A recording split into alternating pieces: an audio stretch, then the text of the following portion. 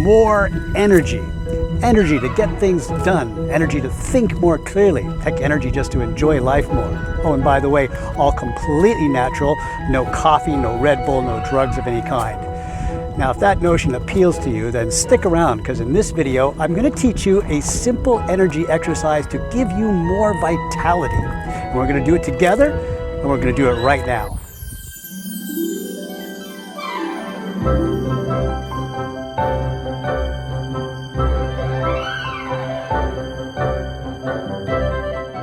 Hi everybody, it's David-Dorian Ross, and welcome back to another in our series of lessons on Tai Chi for beginners. If this is your first time on this channel, or if this is your first time watching one of my videos, then welcome, it's very nice to meet you.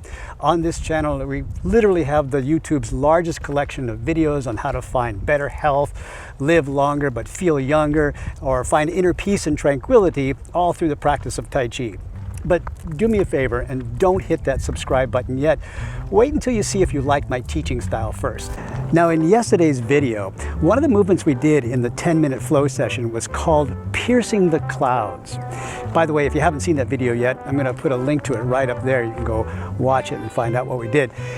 Piercing the clouds is actually a very simple Qigong movement for awakening and circulating the Qi energy.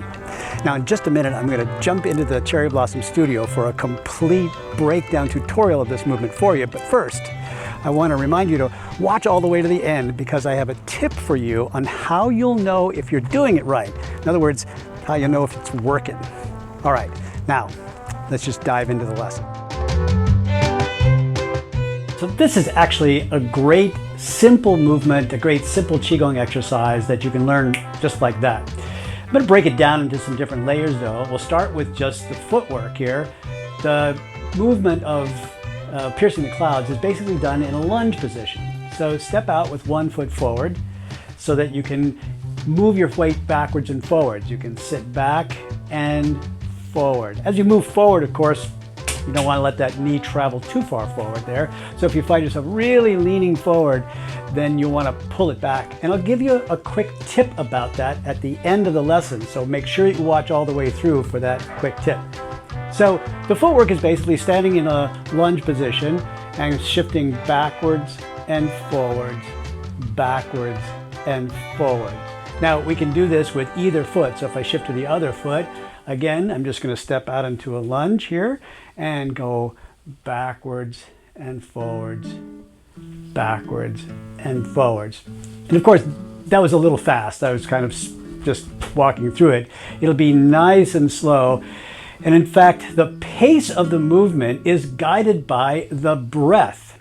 Qigong is not only about moving energy, it's about moving breath. And in fact, or maybe you could put it the other way. You could say that the breath moves the Qigong. Breath and Qi are not exactly synonymous, but so closely tied together that they affect each other. So, very important that you keep the breath going. And I inhale as I shift back and exhale as I shift forward. Breathe in, breathe out. Got it. Okay, now let's add some hands here. From the starting position, you're going to draw your hands into the chest, right about heart level, right there. Then the fingertips point together to create sort of a spearhead or arrowhead right in front of the body. As you shift forward, you drive that arrowhead forward and extend outward, not entirely straightening out your arms, but fairly straight, really reaching in a way. Then turn your hands back of the hand to back of the hand, and like doing the breaststroke in swimming, open out to the sides, then scoop back into the chest where the hands will turn back to their natural place again, and forward like a spear. This action here is the piercing of the clouds, right? Then open, circle around, come back in, and drive forward. Now, this movement doesn't actually ask for a big back bend. There's other movements in Qigong that do that, like the princess on the mountaintop and the princess in the valley. But here, with piercing the clouds, it's just a neutral body that is sitting back and moving forward. So, sit back, move forward. And again, we can do this with either foot. So I'm going to step out here on this side, draw my hands in, create my spearhead here, and drive forward. Breathe in, breathe out. Breathe in, breathe out. Now, why does this work so well? Well, it's because the hands here, in fact, the hands and the feet both have large, gigantic, if you will, acupuncture points, gates where the chi energy naturally moves towards. As you move your body in this simple rhythm here, you're sort of pumping the chi towards those points. Then watch what happens to the points. I'm moving them through space, and the chi is guided around my body in the same kind of circular pattern. So I'm getting chi to spiral around inside my torso, down through my legs, down into my feet, and up to the top of my head. And this spiraling pattern of motion is what awakens and enlivens the chi. So let's start from neutral and see if we can do the whole thing together. Let's just say feet about shoulder width apart. Hands float up in front of the body, then pull right into the heart, and notice I'm shifting my weight over to this foot. That way I can step out, and there's no particular place to step to. You can step in any direction, right? But I just choose to do it this way so that I can get right close to the camera here. Breathe in as I come back, breathe out to drive forward. Inhale, exhale, inhale, exhale. Good. Let's bring it back on in so we can do the other side without breaking the rhythm, without missing a beat. Just step, step into the corner. Inhale,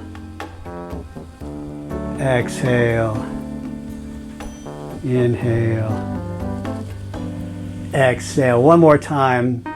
Breathe in, piercing the clouds, driving away the cobwebs here, opening up the channels that the chi is traveling through, and eventually getting more energy.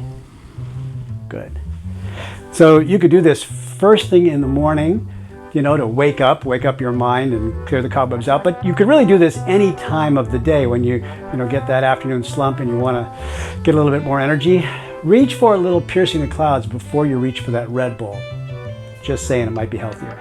All right, now the tip of the day about how to prevent yourself from going too far forward with your knee over your toes. The trick here is in noticing where your body weight is over the bottoms of your feet. If you find yourself with your knee going way far forward, the likelihood, 99% chance is that your weight is over the ball of your foot, right? Where it should be, however, is over the heel of the foot. And if you put your weight into the heel, if you just like feel yourself sort of sinking down into the heels, it will actually draw that knee back inward without having to strain it, without having to try to stop it. Don't worry about the knee, just worry about the weight in the heel. Inhale, exhale, press down to the heel. This applies to all of your Qigong movements and all of your Tai Chi movements too. So that's just a little tip for you there. All right, that's it. Piercing the clouds. A single, simple Qigong energy move to get more vitality. Time for some final thoughts. A quick tip on how you know whether or not you're doing piercing the clouds correctly is this. Right here at the center of your palm on either hand is a big energy center, a big acupuncture point known as the Lao Gong point. And when the qi is circulating well and you bring the two hands together, these 2 points actually react to one another and you get a little tingle. You get sometimes a buzzing or an itching or even warmth. So notice that every time you do piercing the clouds, these 2 points get closer and closer and closer to each other, circle around and return, getting closer and closer again.